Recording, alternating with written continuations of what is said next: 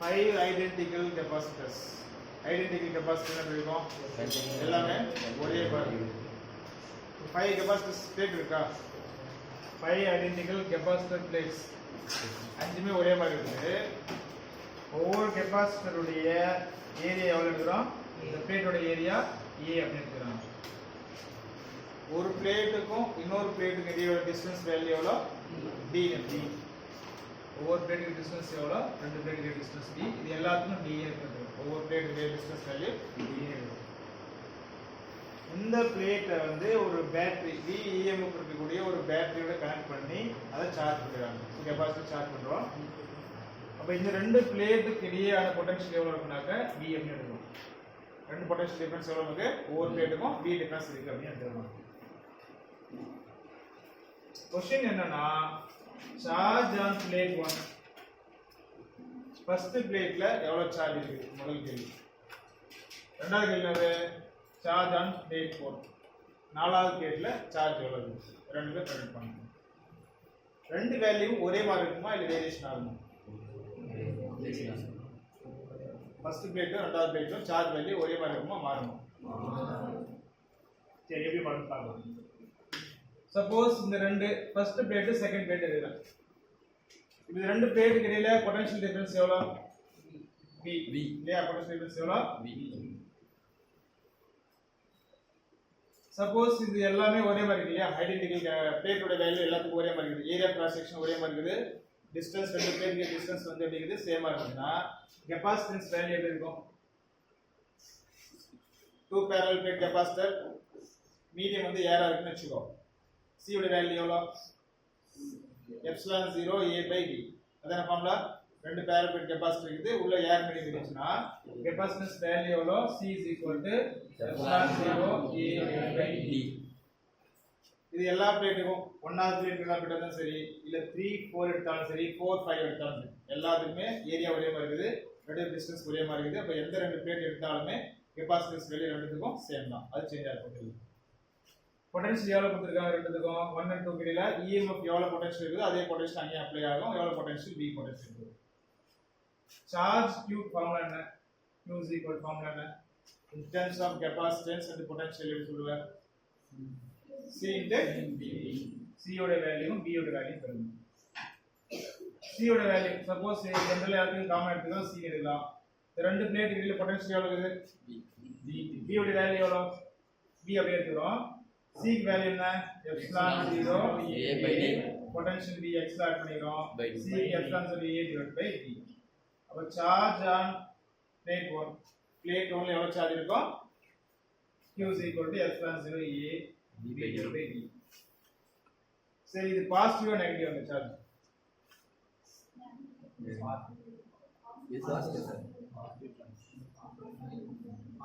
Plate 1ல வந்து positive charge இருக்குமா நெகட்டிவ் சார்ஜ் இருக்குமா? Positive charge. இது பாசிட்டிவ் பிளஸ் பிளேட் 1ல பாசிட்டிவ் சார்ஜ் இருக்கு. பிளேட் 4ல எடுக்கும்போது நெகட்டிவ் சார்ஜ் வரும். ஆனா இதே வேல்யூ வருமா அப்படின்னு பார்க்கணும். ஏன்னா இங்க 5 என்ன பண்ணிருக்கோம்? 5 வந்து எப்படி கொடுத்திருக்கோம்? பாசிட்டிவ் கனெக்ட் பண்ணிருக்கோம். அப்ப என்ன இருக்கும்? பாசிட்டிவ் இருக்குமா? அதே மாதிரி 3 என்ன பண்ணிருக்கோம்? அதுவே கொடுத்திருக்கோம் பாசிட்டிவ் இருக்கு. அப்ப இங்க என்ன இருக்கும்? பாசிட்டிவ் இருக்கு. ரெண்டு பிளேட்டும் பாசிட்டிவா? இங்க இருக்கிற பாசிட்டிவும் இங்க இருக்கிற பாசிட்டிவ் ரிப்பல் பண்ணும். இதுவும் என்ன பண்ணும்? பாசிட்டிவ் ரிப்பல் பண்ணும். அப்போ ஒரு பிளேட் ரிப்பல் பண்ணும்போது சார்ஜ் வேல்யூ எவ்வளவு வருது? Q வருதுன்னா இது பக்கத்துல ரெண்டு பிளேட் இருக்குது. பிளேட் 3 இருக்கிற சார்ஜ் பாசிட்டிவ் சார்ஜ் ரிப்பல் பண்ணும், நெகட்டிவ் சார்ஜ் அட்ராக்ட் பண்ணும். அதே மாதிரி பிளேட் 5 என்ன பண்ணும்? 4ல இருக்கிற பாசிட்டிவ் ரிப்பல் பண்ணும், நெகட்டிவ் அட்ராக்ட் பண்ணும். அப்ப ரெண்டு அட்ராக்டிவ் ஃபோர்ஸ் ரிப்பல்சிவ் ஃபோர்ஸ் ரெண்டு இருக்குது. இப்போ அப்ப ஏற்கனவே இருக்கிற சார்ஜ் விட என்ன ஆகும்? இன்னும் கொஞ்சம் கூடுதல் அக்குமுலேட் ஆகும். எதுலனாக்க 4ல. ஆனா எல்லாத்துக்கும் சேம் தான். இதுல 5லயும் சரி இதுல ஒரே மாதிரி இருக்கிறதுனால ஏற்கனவே எவ்வளவு சார்ஜ் வேல்யூ இருந்ததோ அதை விட 2 மடங்கு சார்ஜ் வந்து 4 பிளேட்ல வரும். ஏன்? 3 பிளேட்னால ஒரு பிளஸ் மைனஸ் Q சார்ஜும் 5 பிளேட் இருக்கிற பாசிட்டிவ்னால ஒரு மைனஸ் Q சார்ஜும் 4th பிளேட் நமக்கு அக்குமுலேட் ஆகும் நமக்கு. சோ அதனால இந்த இடத்துல இருக்கக்கூடிய 4th பிளேட்டுக்கு சார்ஜ் வேல்யூ வந்து சிம்பிளா வெறும் Q மட்டும் இல்லாம 2Q ஆ இருக்கும். ஏன்னாக்க 2 இருக்கிறதுனால. ஆனா இங்க பாசிட்டிவ், இங்க வந்து நெகட்டிவ். ஏன்னா நெகட்டிவோட கனெக்ட் பண்றோம். பேட்டரியோட நெகட்டிவ் கனெக்ட் பண்றதுனால ஃபோர்த் பிளேட் எப்படி இருக்கும்போது நெகட்டிவா இருக்கும்போது. ஸோ சார்ஜ் ஆன் 4 Q4 உடைய வேல்யூ சார்ஜ் ஆன் 4 இருக்கும்போது so Q4 is equal to minus 2Q. Q உடைய வேல்யூ கூட 2 மடங்கு இருக்கணும். Q உடைய வேல்யூ எப்படி கனெக்ட் பண்ணிக்கிறோம்? அப்ப Q4 is equal to minus 2 into Q உடைய வேல்யூ எவ்வளோ? epsilon 0 A B I. இது எவ்வளோ? Q4. Q2 ல எவ்வளோ இருக்கும்?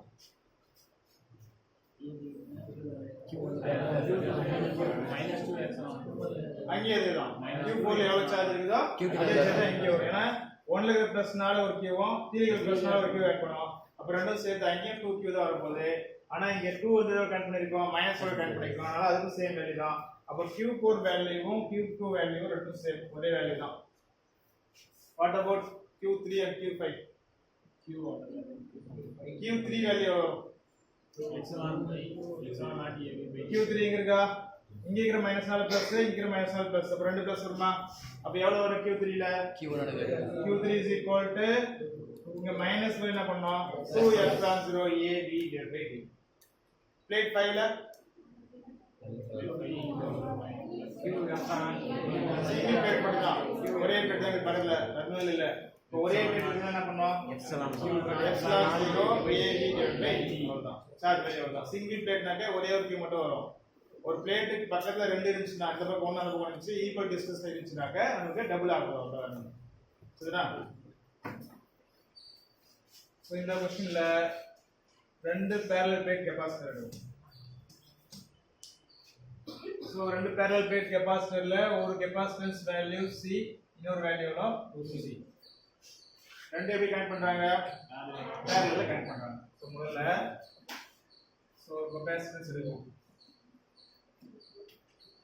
கெபாசிட்டன்ஸ் வந்து இதோட வேல்யூ C எடுக்கலாம். இன்னொரு கெபாசிட்டன்ஸ் எவ்வளோ? 2C. இதோட வேல்யூ C, இதோட வேல்யூ எவ்வளோ? 2C கிடைக்குது.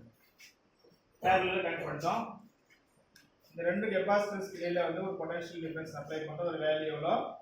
V கிடைக்கும். ஒரு பேட்டரிக்கும் அப்ளை பண்றோம். இதோட வேல்யூ V கிடைக்கும். செகண்ட் அடுத்து என்ன பண்றோம்? இந்த பேட்டரியை ரிமூவ் பண்ணிடுறோம். ஸோ பேட்டரியை ரிமூவ் பண்றோம்.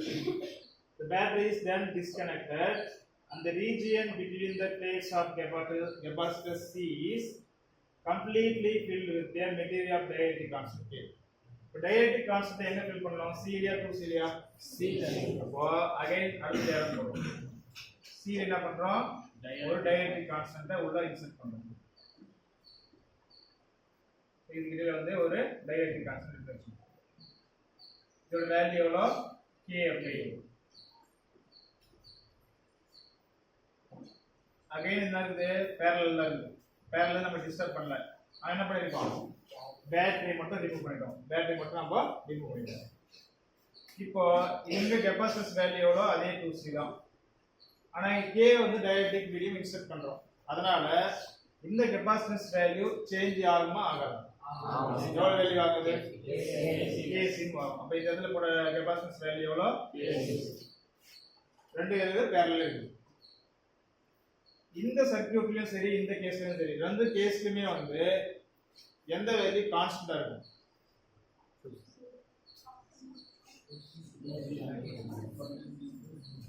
ஃபுல்லா சார்ஜ் பண்ணிட்டு அப்ப சார்ஜ் பண்ணிட்டு பேட்டரி ரிமூவ் பண்ணிட்டோம். ரிமூவ் பண்ணிட்ட பிறகு உள்ள நான் என்ன பண்றேன்? இன்சர்ட் பண்றேன். இன்சர்ட் பண்ணாலும் டோட்டலா இந்த ரெண்டு பிளேட்ஸ் இருக்கக்கூடிய சார்ஜோட வேல்யூ குறைஞ்சிருக்குமா கூட இருக்குமா? கூடி பேட்டரி கனெக்ட் பண்ணிட்டு ரிமூவ் பண்ணிட்டோம். பேட்டரி கனெக்ட் பண்ணி ரிமூவ் பண்ணிட்டோம்.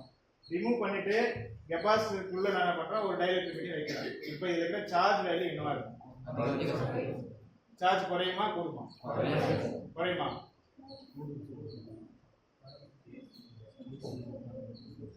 சார்ஜ் எப்போ குறையும் எப்போ கூடும்?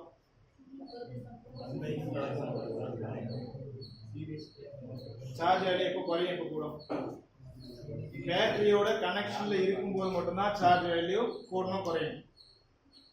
பேட்டரியோட கனெக்ஷன் இருக்கும்போது கெபாசிட்டன்ஸ் உடைய பொட்டன்ஷியல் வேல்யூ பேட்டரியோட பொட்டன்ஷியல் வேல்யூ விட அதிகமா இருந்துச்சுனாக்க சார்ஜ் வேல்யூ அங்கிருந்து கம்மியாகும். ஏன்னா பேட்டரி போயிடும். கெபாசிட்டன்ஸ்ல ரெண்டு பிளேட்டுக்கு இடையே இருக்கக்கூடிய பொட்டன்ஷியல் வேல்யூ பேட்டரியோட பொட்டன்ஷியல் வேல்யூ விட குறைவா இருந்துச்சுன்னா பேட்டரியில் அதிகமாக இருக்குது, அதனால சார்ஜ் என்ன ஆகும், பேட்டரியில எங்க போகும், பிளேட்டுக்கு போகும். இப்போ நம்ம பேட்டரி ரிமூவ் பண்ணிட்டோம், பேட்டரி கனெக்ஷன் கொடுக்கவே இல்லை. இப்போ பேட்டரி கனெக்ஷன் கொடுக்கல அப்படிங்கும் போது இந்த ரெண்டு கேஸ்ல, அதாவது ரெண்டு கெபாசிட்டன்ஸ்ல எவ்வளவு சார்ஜ் இருக்குதோ அந்த சார்ஜ் கண்டினியூஸா இங்கேயும் இருக்கும். ஏன்னா அந்த சார்ஜ் ஃப்ளோ ஆகிறதுக்கு வழி இல்லை, பேட்டரி இருந்தால் மட்டும்தான் வந்து சார்ஜ் வேல்யூ குறையணும், இல்லை சார்ஜ் வேல்யூ கூடும். இந்த பேட்டரி நம்ம ரிமூவ் பண்ணியாச்சு, ரிமூவ் பண்ணிட்டு அப்படின்னாக்க சார்ஜ் வேல்யூ ரெண்டு கேஸ்ல ஒரே மாதிரி தான் இருக்கும். ஏன்னா அது போறதுக்கு வழி இல்லை, ஒன்று இங்கிருந்து போகணும் இங்கிருந்து போகணும், தவிர வெளியே போகிறதுக்கு வாய்ப்பு இல்லை. ஒட்டு மொத்தமான டோட்டல் சார்ஜ் வேல்யூ வந்து குறையறதுக்கு பாசிபிலிட்டி இல்லை. கரெக்டானா? அப்போ இங்க டோட்டல் சார்ஜ் ஃபர்ஸ்ட் கேஸ்க்கு Q எடுக்கும், செகண்ட் கேஸ்க்கு Q டேஷ் எடுக்கும். ஃபர்ஸ்ட் Q இருக்கு, Q டேஷ் எடுக்கும். ரெண்டும் parallel கனெக்ட் பண்ணிரோம். அப்ப டோட்டல் சார்ஜ் எப்படி இருக்கும்? Cp வேல்யூ எவ்வளவு? Cp is equal ஃபார்முலா என்ன? C1 plus C2 C1 plus C2. ரெண்டையும் ஆட் பண்ணா எவ்வளவு வரும்? 2C plus C னு வரும் 3C. Capacitance value C. எவ்வளவு பொட்டன்ஷியல் கொடுத்திருக்கோம்? V potential. அப்ப சார்ஜ் இனிஷியலா எவ்வளவு இருக்கும்? Q is equal ஃபார்முலா என்ன? C. C யோட வேல்யூ எவ்வளவுங்க? 3C. அப்போ 3C பொட்டன்ஷியல் வேல்யூ எவ்வளவு? V. அப்போ Q is equal to CV formula use பண்ணும்போது Q is equal to C. C யோட வேல்யூ எவ்வளவு? Capacitance value 3C.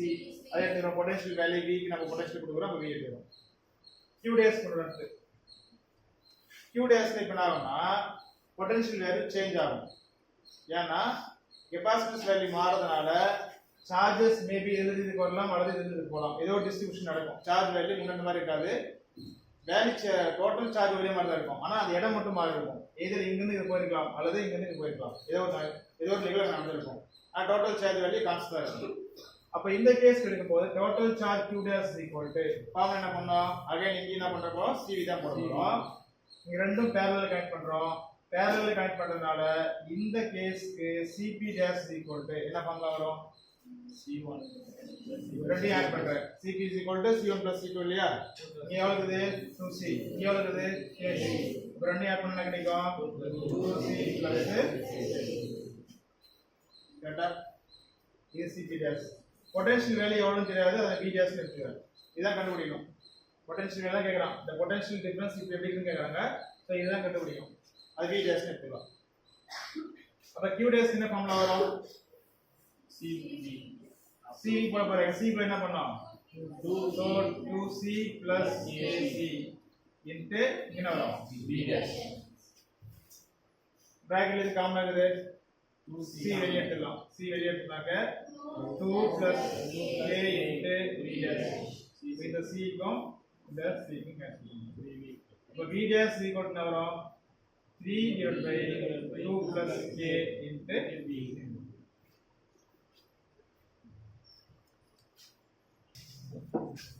So இந்த கேள்வியில 7 capacitors, each of capacitance 2 microfarad. 7 capacitor இருக்குது, ஒருவோட வேல்யூ 2 மைக்ரோஃபாரட். எல்லாரோட வேல்யூ ஈக்குவலா இருக்கு, எல்லாமே ஒவ்வொருடைய கெபாசிட்டன்ஸ் வேல்யூ 2 மைக்ரோஃபாரட். இத வந்து 4 டிஃபரண்ட் டேஸ்ல வந்து நம்ம கனெக்ட் பண்ணிருக்காங்க. ஆப்ஷன் A B C ல டிஃபரண்ட் வேல கனெக்ட் பண்ணிருக்காங்க. இதுல எந்த காம்பினேஷன்ஸ்க்கு வந்து வேல்யூ வந்து 10/11 மைக்ரோஃபாரட் வரும் அப்படின்னு கண்டுபிடிக்கணும். எந்த காம்பினேஷன்ஸ்க்கு கனெக்ட் பண்ணோம்னாக்க எஃபெக்டிவ் வேல்யூ எவ்வளவு வரணும்? நமக்கு 10/11 மைக்ரோஃபாரட் வரணும். சோ இது பார்த்த உடனே கண்டுபிடிக்க முடியாது, ஒவ்வொன்றா நம்ம ஒர்க் அவுட் பண்ணி தான் பார்க்கணும்.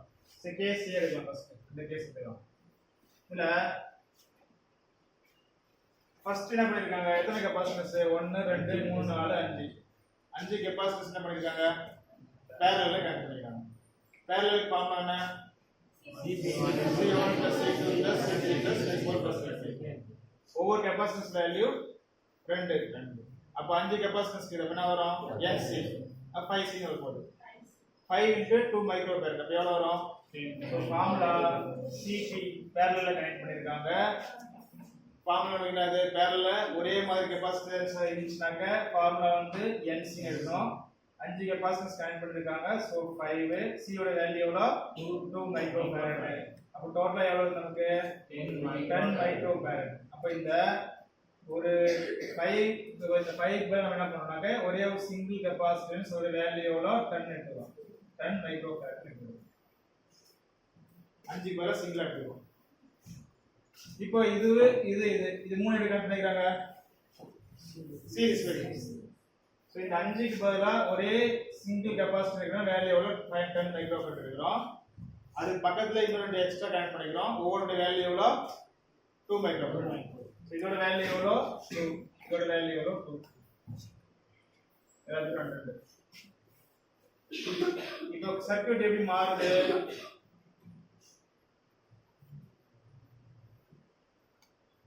மூணு கெபாசிட்டர் இப்போ சீரிஸ்ல கனெக்ட் பண்றோம். இதோட வேல்யூ எவ்வளவு 2 மைக்ரோஃபாரட். இதோட வேல்யூ எவ்வளவு 2 மைக்ரோஃபாரட்.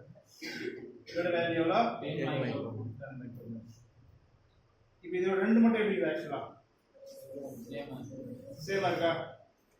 சேமா இருக்க ரேட் சீரிஸ்ல இருக்குது. ஃபார்முலா என்ன?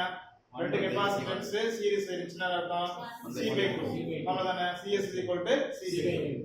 அப்ப C ஓட வேல்யூ எவ்வளவு 2. C/2 போட்டா நமக்கு 1 மைக்ரோஃபாரட். அப்போ இந்த ரெண்டும் சேர்த்து என்ன கிடைக்கும்? நமக்கு 1 மைக்ரோஃபாரட் கிடைக்கும். ஏன்னா ரெண்டு கெபாசிட்டன்ஸ் இருக்குது சீரிஸ்ல இருக்குது. சீரிஸ்ல இருந்துச்சுனாக்க ஆக்சுவல் ஃபார்முலா C/2. C ஓட வேல்யூ எவ்வளவு 2 மைக்ரோஃபாரட். சோ 2/2 ன்னு போட்டோம்னாக்க நமக்கு 1 மைக்ரோஃபாரட். இப்போ அகைன் நம்ம என்ன பண்றோம்? இத ரெண்டா பிரிக்கிறோம். சோ 1 10 மைக்ரோஃபாரட் ஒன்னு, இன்னொன்னு 1 மைக்ரோஃபாரட். சோ இதோட வேல்யூ 1, இதோட வேல்யூ 10. இது வேற வழி இல்ல. ஏன்னா ரெண்டு வெவ்வேறு மாதிரி இருக்குது. என்ன பண்ணோம்? சீரிஸ்ல இருக்குது. So 1/CS = 1/C1 + 1/C2. இந்த வேல்யூ தான் போட்டாங்க. CS வேல்யூ 10 இல்லையா? ஃபர்ஸ்ட் இது. சோ 1/C வேல்யூ 1/10 + இங்க 1/1. அப்ப என்ன கிடைக்கும்? 11/10. இது 1/CS வேல்யூ எவ்வளவு? 11/10. அப்ப CS வேல்யூ எவ்வளவு கிடைக்கும்? 10/11 மைக்ரோஃபாரட். சோ ஃபர்ஸ்ட் ஆப்ஷன் நமக்கு கரெக்ட்டா வந்துருச்சு. சப்போஸ் வரல அப்படினா என்ன பண்ணனும்? ஒவ்வொருத்தையும் ட்ரை பண்ணனும். B ஆப்ஷன் வருது, C ஆப்ஷன் வருது. அதே மாதிரி D க்கு என்ன வருதுன்னு ஒவ்வொருத்தையும் ட்ரை பண்ணி போடுவாங்க. சரியா? A parallel plate capacitor of capacitance C is connected to a battery and is charged to a potential difference D. ஒரு கெபாசிட்டர் இருக்கும். இதோட வேல்யூ C இருக்கும். இது எவ்வளவு பொட்டன்ஷியல் சார்ஜ் பண்றோம்? V பொட்டன்ஷியல் சார்ஜ் பண்றோம். அடுத்து என்ன பண்றோம்? another கெபாசிட்டர் இதோட எழுதுறோம். இதோட கெபாசிட்டன்ஸ் வேல்யூ எவ்வளவு? 2C இருக்கு. எவ்வளவு சார்ஜ் பண்றோம்? 2 வோல்ட்க்கு நம்ம சார்ஜ் பண்றோம். சார்ஜ் பண்ணி ரெண்டுத்துக்குமே பேட்டரி ரிமூவ் பண்ணிடும். கெபாசிட்டன்ஸ் 1 பேட்டரி V வோல்டேஜ்க்கு பொட்டன்ஷியலுக்கு கனெக்ட் பண்ணி சார்ஜ் பண்ணியாச்சு. சார்ஜ் பண்ணி முடிச்ச பிறகு பேட்டரி ரிமூவ் பண்ணிட்டேன். அதே மாதிரி 2C கெபாசிட்டன்ஸ் இருக்கக்கூடிய கெபாசிட்டரையும் 2 வோல்ட்டோட கனெக்ட் பண்ணி சார்ஜ் பண்ணிப்போம். சார்ஜ் பண்ணிட்டு பேட்டரியை ரிமூவ் பண்ணிடுவோம். இப்போ ரெண்டுத்துக்குமே என்ன பண்ணோம்? பேட்டரி ரிமூவ் பண்ணிட்டு எதுவுமே இல்லை. அடுத்து என்ன பண்றாங்க? then the capacitors are connected in parallel to each other. ரெண்டு விதமா parallel கனெக்ட் பண்றாங்க. in such a way எப்படி? the positive terminal of the one is connected to the negative terminal of the other. For example, first plate உடைய first capacitance இங்க positive charge இங்க negative charge இருக்கும். second plate உடைய positive இங்க இருக்குது, negative இங்க இருக்குது. இந்த மாதிரி வழியில நம்ம என்ன பண்றோம்னா ரெண்டுத்துமே என்ன பண்றாங்க? கனெக்ட் பண்றாங்க. எப்படி? parallel கனெக்ட் பண்றாங்க. சோ parallel என்ன பண்ணோம்? இது பிளஸ் இதோட மைனஸ் இதோட பிளஸும் கனெக்ட் பண்ணியாச்சு. இதோட பிளஸ் இதோட மைனஸும் கனெக்ட் பண்ணியாச்சு. இந்த சர்க்யூட் parallel சீரிஸ் ஆ சீரிஸ் அது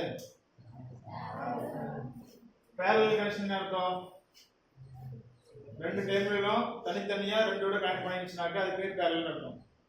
இந்த சர்க்யூட் எப்படி போடலாம்னா இங்க பிளஸ் இது மைனஸ் அகைன் இது மைனஸ் இது பிளஸ் வெச்சுக்கோங்க. இது ரெண்டையும் கனெக்ட் பண்றோம்.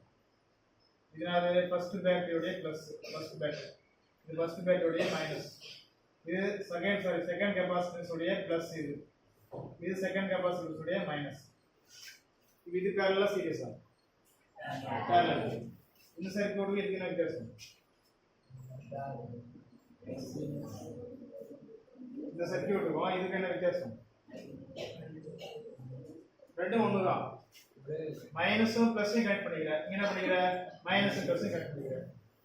பிளஸும் மைனஸும் கனெக்ட் பண்ணிக்கிறோம். இங்க என்ன பண்ணிக்கிறோம் பிளஸும் மைனஸும் கனெக்ட் பண்ணிக்கிறோம். ரெண்டும் ஒன்று தான். நான் வரைந்த விதம் மட்டும் மாறிடுவோம். அவ்வளவுதான். ரெண்டுத்துக்கும் ஒரே சர்க்யூட் தான்.